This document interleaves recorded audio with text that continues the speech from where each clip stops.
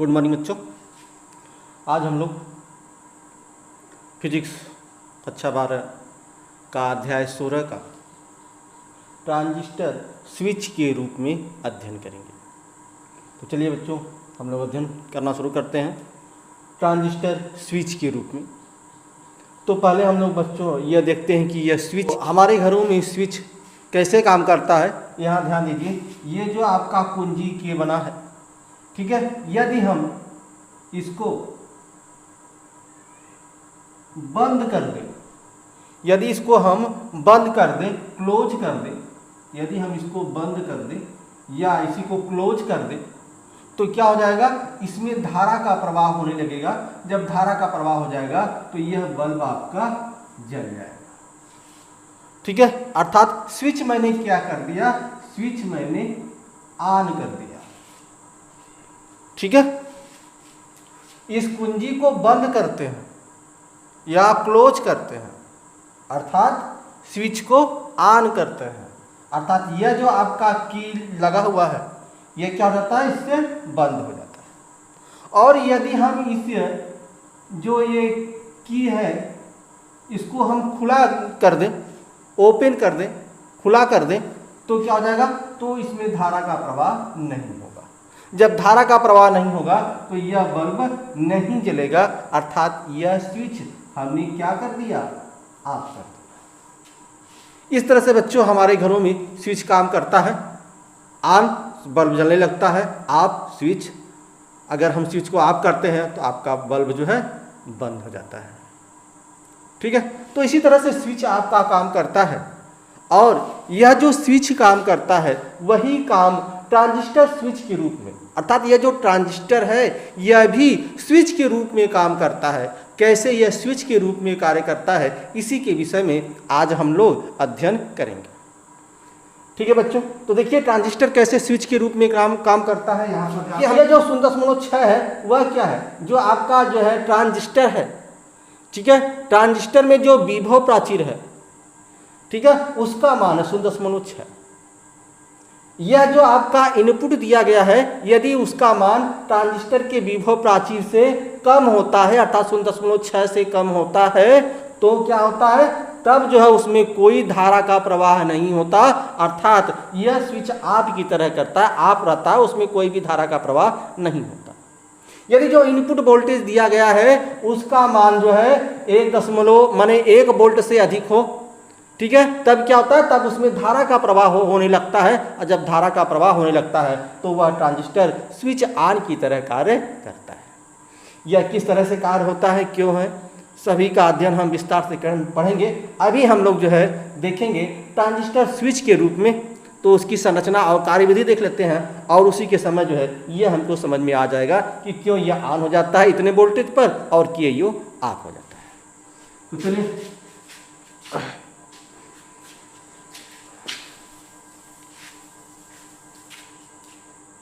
बच्चों, हम जो यहाँ पर पढ़ रहे हैं यह पढ़ेंगे हम लोग एनपीएन ट्रांजिस्टर में स्विच के रूप में। ध्यान रखिए, यह जो हम आज अध्ययन करने जा रहे हैं वह अध्ययन करने जा रहे हैं एनपीएन ट्रांजिस्टर।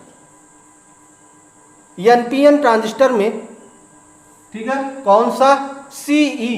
एनपीएन ट्रांजिस्टर में सीई विधा का अध्ययन करने जा रहे हैं, सीई विधा का। अब कहेंगे सर यह सीई विधा क्या है, तो पहली बार सुन रहे हैं। नहीं, आप पहली बार नहीं सुन रहे हैं, ठीक है। सी मतलब होता है कॉमन, ठीक है, और ई मतलब होता है इमीटर, कॉमन इमीटर, अर्थात उभयनिष्ठ उत्सर्जक, ठीक है। तो इसी को जो है सीई विधा भी कहते हैं, ध्यान रखिएगा, इसीलिए बता दिए कि यह सीई विधा भी होता है। अगर आपके एग्जाम में जो है और उत्सर्जक, उभयनिष्ठ उत्सर्जक न देख के सीई दे दे तो आप सोचेंगे सर ये क्या है। तो यह सी जो है आपका कॉमन है, ये क्या है, जो है इमीटर है। तो यह कॉमन इमीटर अर्थात उभयनिष्ठ उत्सर्जक, अर्थात इसमें हम एनपीएन ट्रांजिस्टर में उभयनिष्ठ उत्सर्जक के रूप में हम ट्रांजिस्टर स्विच के रूप में अध्ययन करेंगे। चलिए तो चित्र बना लेते हैं हम यहाँ पे पहले हम बनाएंगे एनपीएन ट्रांजिस्टर। तो एनपीएन ट्रांजिस्टर कैसे बनेगा बच्चों, यहाँ पर देखिए हम बना रहे हैं एनपीएन ट्रांजिस्टर,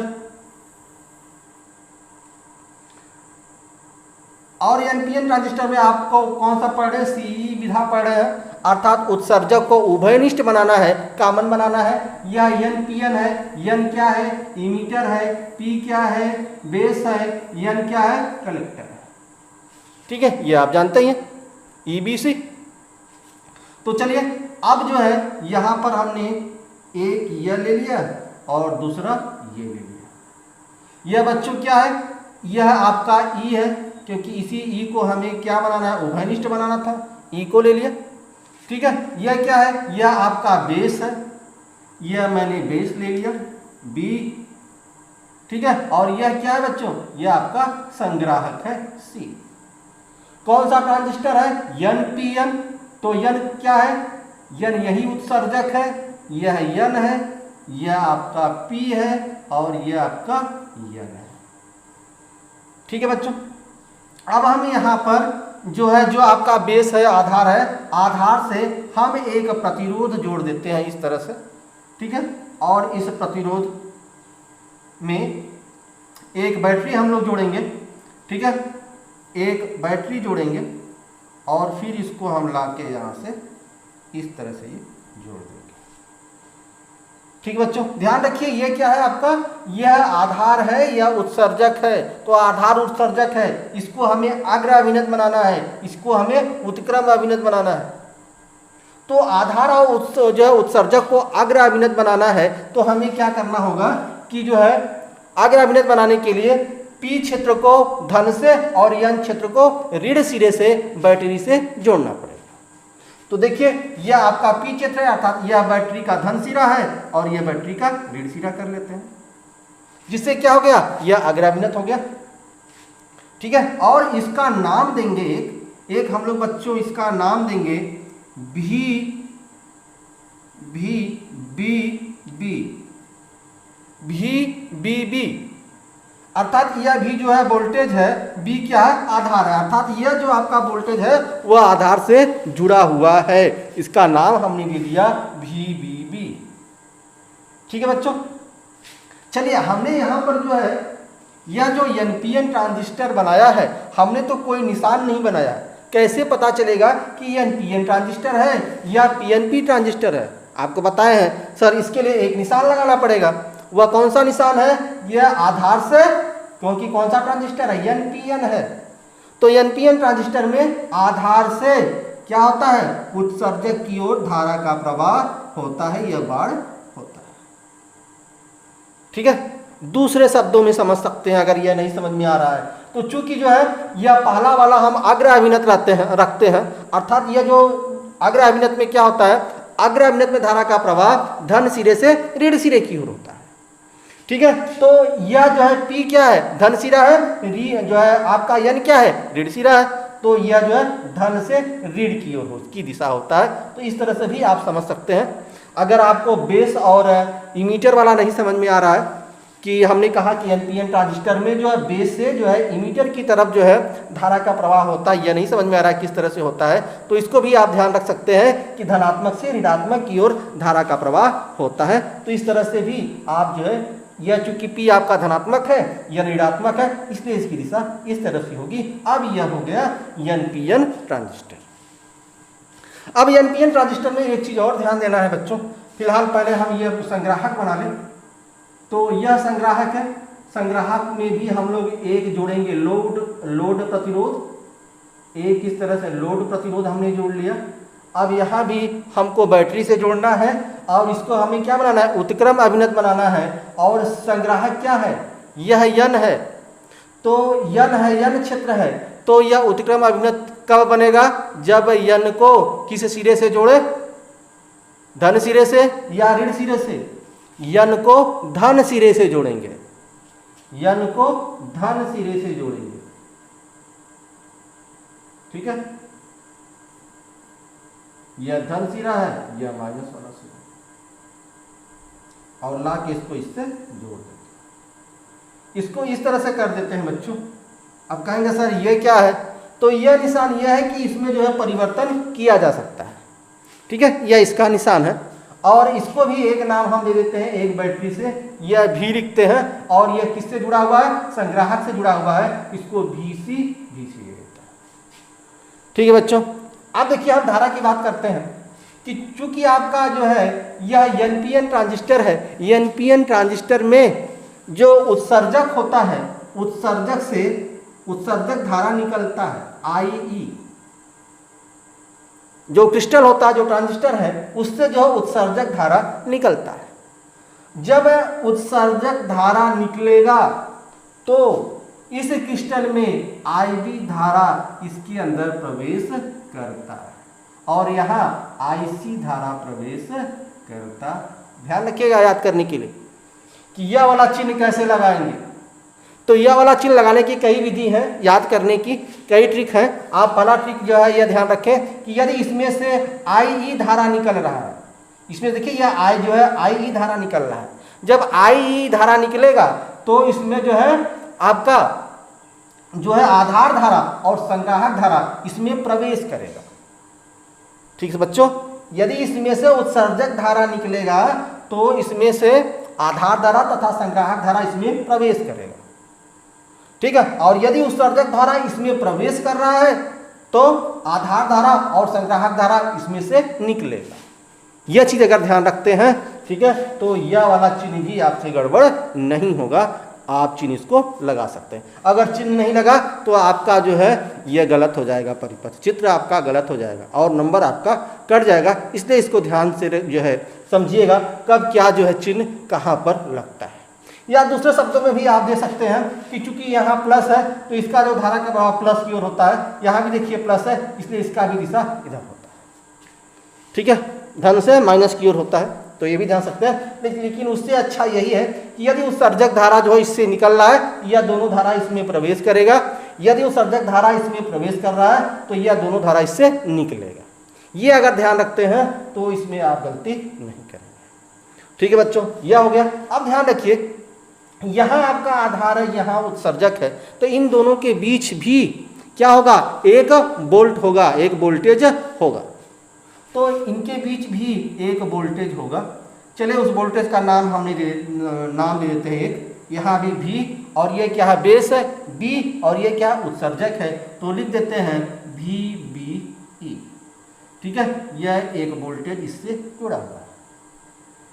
उसी तरह से यहाँ भी बच्चों, यहाँ भी जो है आपका देखिए यह संग्राहक है, यह उत्सर्जक है, तो इनके बीच भी कुछ वोल्ट होगा, तो यहाँ भी हम वह वोल्ट जोड़ देते हैं। यहाँ भी आप भी दे दीजिए और यह क्या है आपका C है, यह आपका E है, तो यह हो गया CE। यह भी एक वोल्ट आपसे इससे जुड़ गया है। ठीक है बच्चों, यह इससे जुड़ गया है। अब बच्चों यह आपका हो गया पूरा चित्र। ठीक है, ध्यान रखिए किस चीज का चित्र है, ट्रांजिस्टर स्विच के रूप में यह चित्र है। लेकिन किस जो है ट्रांजिस्टर का, एनपीएन ट्रांजिस्टर का, एनपीएन ट्रांजिस्टर में किस विधा का, सीई विधा का। सीई मतलब उभयनिष्ठ उत्सर्जक के रूप में, एनपीएन ट्रांजिस्टर में उभयनिष्ठ उत्सर्जक के रूप में, ट्रांजिस्टर स्विच के रूप में यह इनका चित्र है। ठीक है बच्चों, इस चित्र में इसकी रचना आप जो है जैसे आपने इसको चित्र को बनाया है उसी तरह से आप इसकी रचना दे सकते हैं कि यह क्या है, यह आपका एक एनपीएन ट्रांजिस्टर है। बेस से आपका एक जो है क्या जुड़ा हुआ है, एक प्रतिरोध जुड़ा हुआ है और इससे एक बैटरी जुड़ा है और इससे एक लोड प्रतिरोध जुड़ा है और इससे भी एक बैटरी जुड़ी हुई है। ठीक है, इससे जो है धारा आपका उत्सर्जक धारा निकलता है अर्थात, और इससे क्या होता है आधार धारा तथा संग्राहक धारा इसमें प्रवेश करता है। यह इनकी रचना है। और यहाँ बच्चों यहाँ इसको यहाँ लिख देते हैं, यह IB और यह आपका प्रतिरोध है, तो इस प्रतिरोध को R और चूंकि यह B वाला प्रतिरोध है तो RB। यहाँ लोड प्रतिरोध R और चूंकि यह C वाला संग्राहक वाला लोड प्रतिरोध है इसको नाम देते हैं RC। ठीक है, इनके सिरों में आपका जो वोल्टेज जो इनपुट निकलेगा, चलिए वहाँ भी देते हैं, यहाँ पर इनपुट निकलेगा, इस इनपुट माने आउटपुट, इस आउटपुट को हम V0 नाम दे सकते हैं और इनसे जो आपका निवेशी जो आप देंगे, जो निवेश करेंगे, इनको हम VI नाम दे देते हैं। तो यह VI हो गया बच्चों और यह VO हो गया। ठीक है, यह तो बन गया आपका चित्र। चलिए अब हम जो है देखते हैं यहाँ पे, यह जो आपका है उत्सर्जक और आधार। बच्चों उत्सर्जक और आधार में आप ध्यान देंगे, ठीक है, उत्सर्जक और आधार। तो यहां पर अब इसको हम मिटा देते हैं। ये उत्सर्जक और आधार बच्चों, उत्सर्जक और आधार, उत्सर्जक और आधार।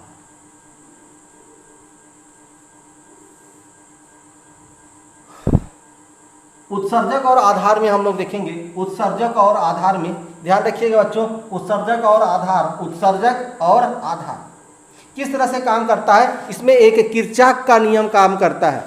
उत्सर्जक और आधार का मतलब यह इनपुट है और संग्राहक और उत्सर्जक का मतलब यह आउटपुट है। तो देखते हैं इनपुट में यह कैसे कार्य करता है, ठीक है।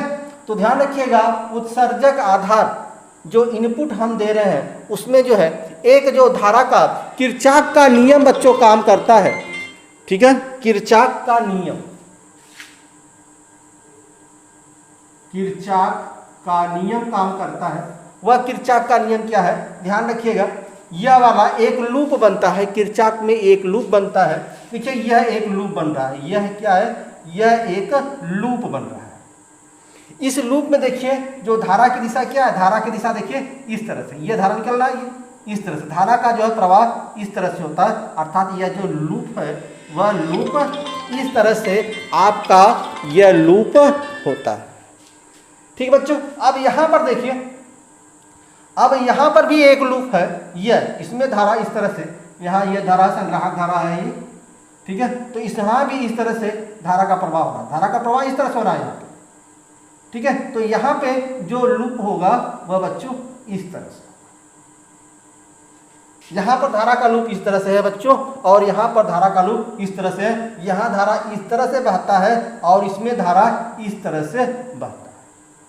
यही किरचॉफ का नियम है। किरचॉफ के नियम में क्या होता है कि जो धारा का प्रवाह होता है सभी धारा का प्रवाह का योग बराबर 0 होता है।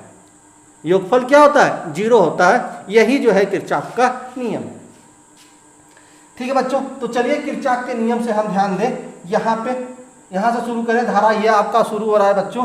तो यह देखिए यह आपका IB धारा यहाँ बढ़ रहा है और IB धारा के साथ क्या है, इसका जो है प्रतिरोध है जो है RB, क्योंकि वोल्टेज बराबर V बराबर क्या होता है, V बराबर होता है IR। तो यह आपका I है IB और यह आपका RB है। तो यहाँ पर बच्चों आप लिख सकते हैं,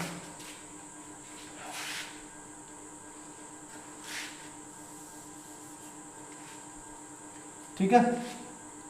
तो यहाँ पर आप बच्चों लिखेंगे, ठीक है। देखिए यहाँ से शुरू हुआ तो यह करेंगे आप IB और इंटू IR इंटू RB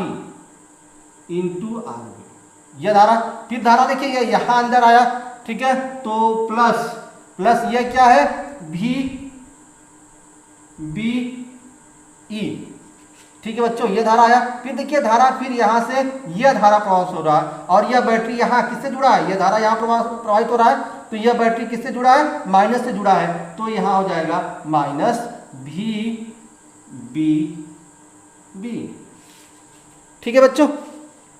अब ध्यान रखिएगा यह VBB, इसी का मान हमने जो इनपुट वोल्टेज दिया है इसी का मान निकालना है, कितना वोल्टेज दिया है, इनपुट वोल्टेज, अर्थात इसी का मान ज्ञात करना है। तो हम यहाँ पर लिख सकते हैं यह VBB, ठीक है, बराबर यह आपका हो जाएगा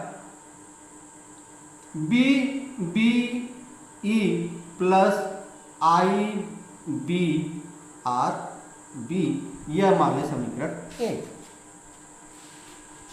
ठीक है बच्चों। चलिए अब हम, यह तो हो गया इसका, ठीक है। अब आ जाए इस वाले लूप में। इस वाले लूप में देखिए धारा का प्रवाह इस तरह से हो रहा है, ठीक है। और यहाँ क्या है, यहाँ IC धारा है, इसके जो है साथ एक लोड प्रतिरोध लगा है RC, ठीक है। तो चलिए यहीं से शुरू करते हैं। यह आपका क्या है, यह आपका जो है IC है। यह अब यहाँ लिखेंगे, चूंकि यह उत्सर्जक का आधार है, अब यहाँ लिखेंगे क्या, संग्राहक उत्सर्जक, यहाँ लिखेंगे संग्राहक उत्सर्जक। अब संग्राहक और उत्सर्जक में धारा किस तरह से बहता है बच्चों, यहां पर यह ध्यान देना है। ठीक है, चलिए तो ध्यान देखिए, यह आपका IC और RC है, यह आपका है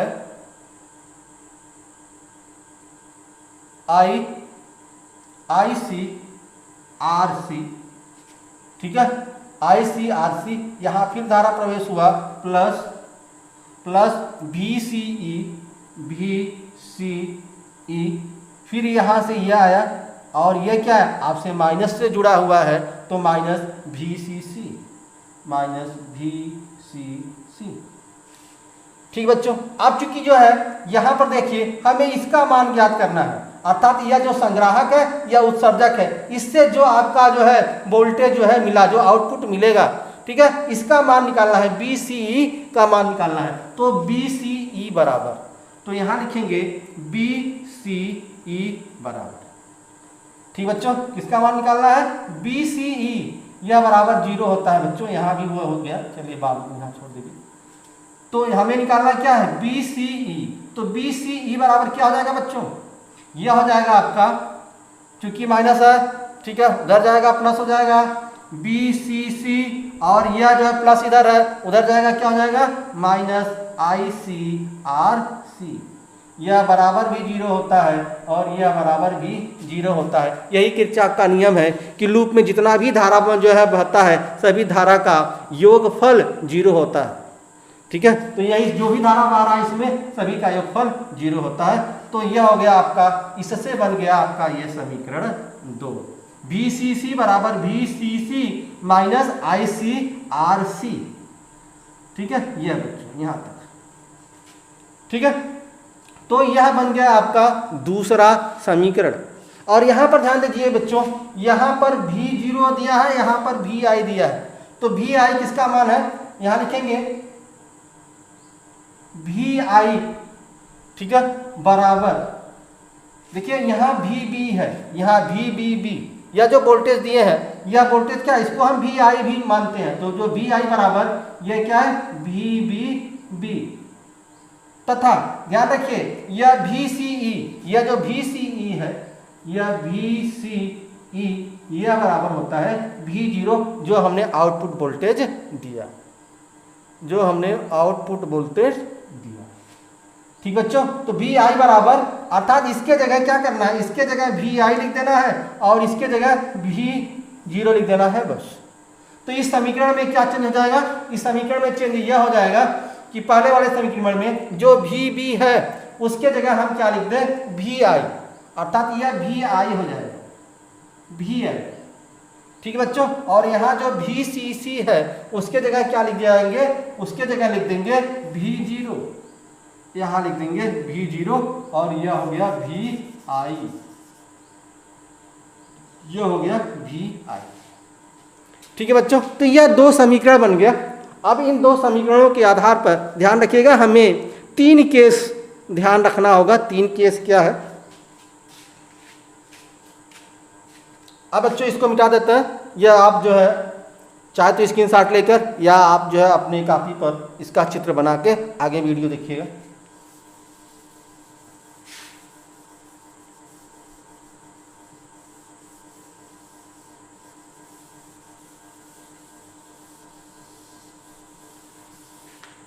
तो ये बच्चों हमें 2 समीकरण प्राप्त हुआ, एक समीकरण यह प्राप्त हुआ, दूसरा समीकरण यह प्राप्त हुआ, और इन तीनों समीकरण के आधार पर हमें 3 केस जो है ध्यान रखना है। जो है प्रथम चरण जो है, प्रथम केस जो है हमें यह ध्यान रखना है, ठीक है, कि वही जो हम आपको शुरू में बताए थे कि यदि VI, यदि आपका VI क्या हो 0.6 वोल्ट से कम हो, पहला देखना है क्या होगा केस। ठीक है, दूसरा आपका केस इसमें यह है बच्चों कि यदि जो है आपका VI का मान, ठीक है, क्या हो, VI का मान 0.6 से बड़ा हो लेकिन आपका 1.0 वोल्ट से कम हो, अर्थात इन दोनों के बीच में। तीसरा केस बच्चों यह है कि यदि VI का मान, ठीक है, 1.0 वोल्टेज से अधिक हो तो क्या होगा। ठीक है बच्चों, अब इन तीनों को ध्यान रखिए, इन तीनों को समझने के पहले कुछ जो है हम उसकी बेसिक चीजें देखते हैं, जल्दी से देख लें। यह बच्चों आपका क्या है, कौन सा ट्रांजिस्टर है, यह आपका NPN ट्रांजिस्टर है। यहाँ NPN ट्रांजिस्टर में दो संधि होती है, एक संधि यह है और दूसरी संधि यह है। दो संधि होता है तो दो अक्षय परत है, क्योंकि एक ट्रांजिस्टर NP वाला संधि है, एक NP संधि है, दूसरा PN संधि है, तो दो होता है, ध्यान रखिएगा। यह आपका N है और यह आपका प्लस है। N की तरफ कौन सा लगता है, N की तरफ प्लस लगता है, सभी प्लस प्लस होगा, ठीक है। और P की तरफ क्या होता है, माइनस होता है। यहाँ P की तरफ माइनस, N की तरफ प्लस होता है। तो इस जो अवक्षय परत है, जो संधि है, इसमें विद्युत क्षेत्र की दिशा किस तरफ होगी, इस तरफ होगी, और इसमें विद्युत क्षेत्र की दिशा इस तरफ होगी, ठीक है। कहने का मतलब यह है बच्चों कि ध्यान दीजिए, मान लीजिए किसी बैटरी से हम इसको जोड़ देते हैं, किसी बैटरी से जोड़ दिए हैं, और जो यह अवक्षय परत है, जो विभव प्राचीर है, इनका मान कितना है, इनका मान 0.6 है। यदि हम इसमें कोई वोल्ट देते हैं तो ध्यान रखिएगा बच्चों कि यह आपका संग्राहक है, ठीक है, यह बीच में आपका बेस है और यह क्या है, आपका इमीटर है।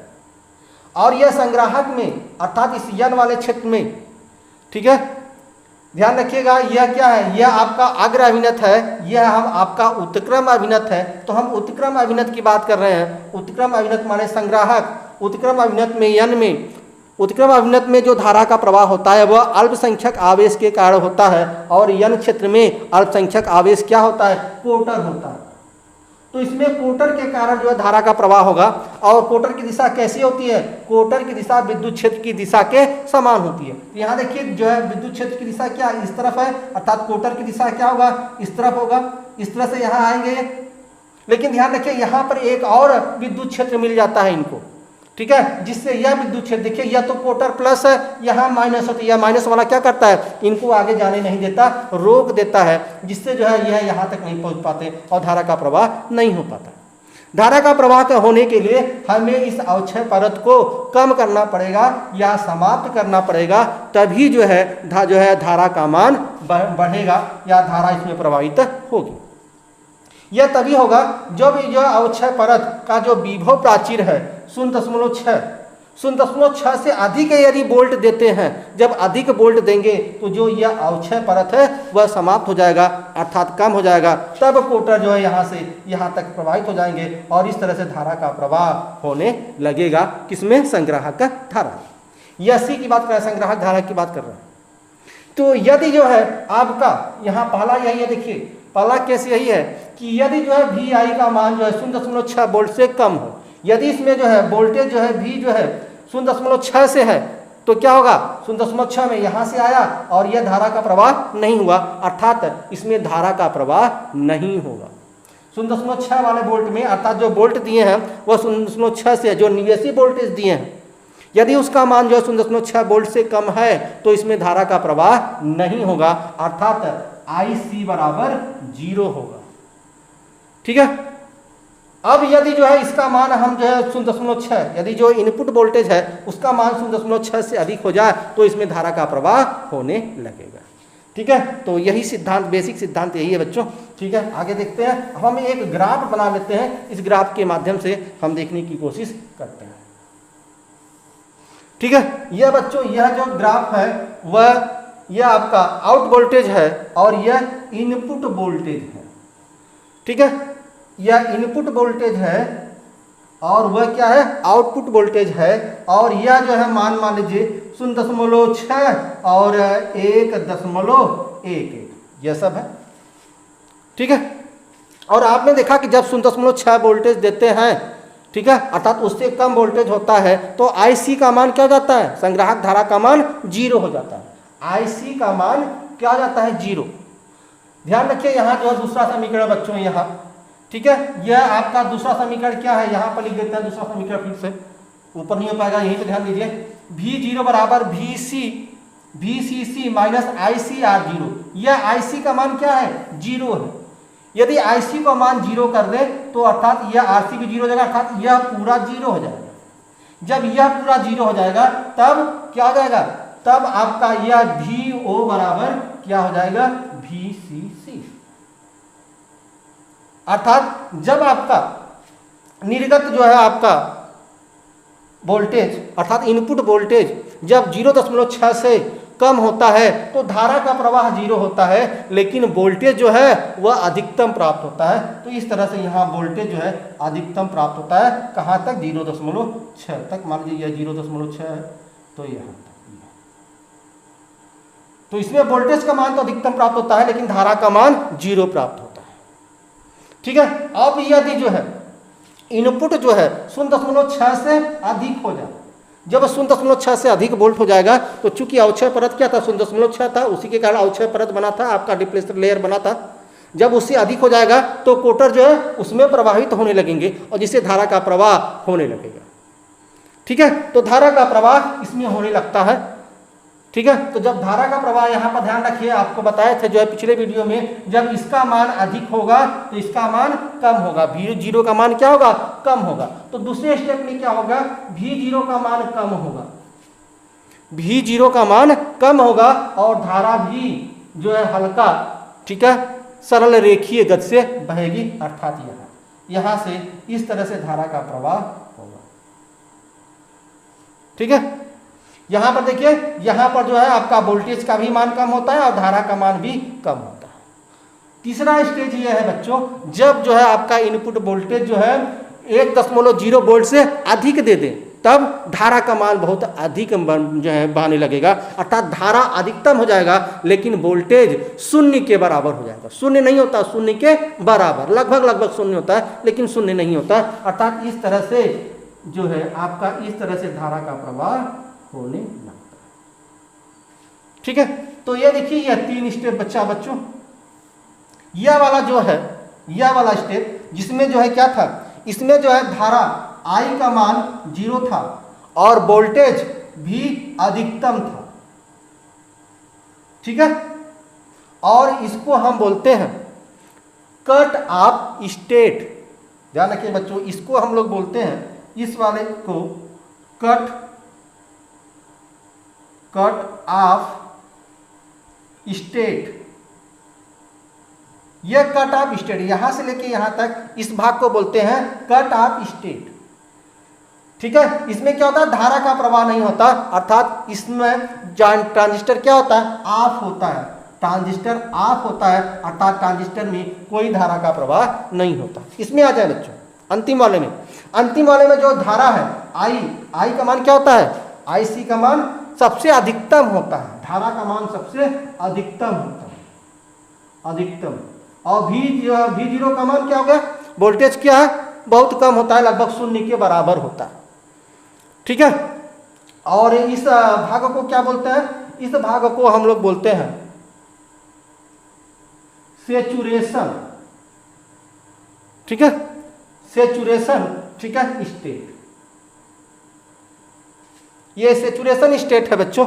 ठीक है। इस भाग को, अर्थात इसमें धारा का प्रवाह होता है और इसी को हम लोग बोलते हैं आन। ठीक है। और जो यह तीसरा है बच्चों, या दूसरा, यह पहला हमने देख लिया, पहला ऑफ होता है और तीसरा ऑन होता है। यह जो बीच वाला है इसको क्या बोलते हैं, यह एक्टिव, इसको बोलते हैं एक्टिव स्टेट, यह एक्टिव स्टेट है बच्चों। ठीक है। और ध्यान रखिएगा, हम इस तरह से व्यवस्था करते हैं कि ट्रांजिस्टर में 2 ही सिस्टम बने, एक ऑन वाला दूसरा ऑफ वाला, यह वाला सिस्टम न बने।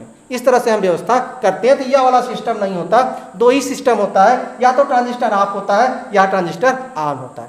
ट्रांजिस्टर ऑफ कब होता है, जब इनपुट वोल्टेज का मान जो 0.6 से कम होता है, जिसमें धारा का प्रवाह नहीं होता, लेकिन वोल्टेज क्या होता है, उसका अधिकतम होता है। और इस जो है पॉइंट को हम लोग क्या कहते हैं, कट ऑफ स्टेट कहते हैं, और इसी को हम कहते हैं ऑफ।